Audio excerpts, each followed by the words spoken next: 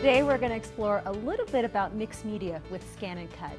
We have Julie Faye-Fan Bowser here to show us just a little bit of how you create your own stencils, Julie. Is that what you're going to do today? Of course. So what I've done is I've just drawn a couple designs just with a black marker onto a piece of paper, and I'm going to scan those in right now. So I've loaded my mat. I'm going to choose Scan.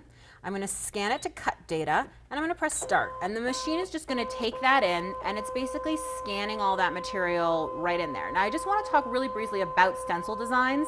The one thing you want to think about when you're creating a stencil design is that the stencil can't fall apart. So remember that anything that's a hole is going to be missing from the design. I know it sounds silly, but I've made a couple stencils where I was like, oh, that didn't turn out how I thought. I agree.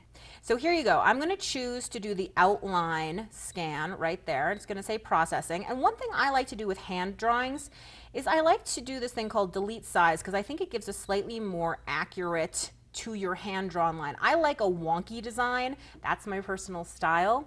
So I'm going to choose that. It's going to make it very accurate. I'm going to drag in these edges because I want to be right as close to that design as I can get without actually going over.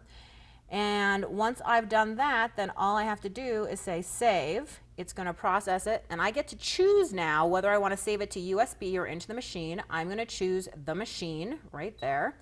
And then it's going to tell me what it has saved it as. And you can see there's my file name. I know it's number 21. And if I press my home button to go back, then I can go into patterns. I can choose save data. Again, I want to choose from the machine.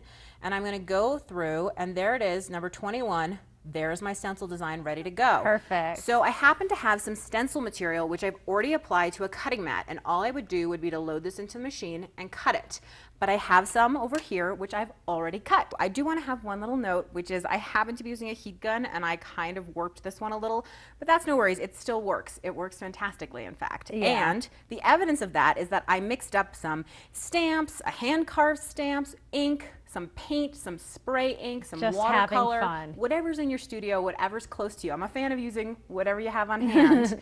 And I made these tags, and you can see that it's just layers of stenciling and stamping, paint, ink, lots of color, lots of fun.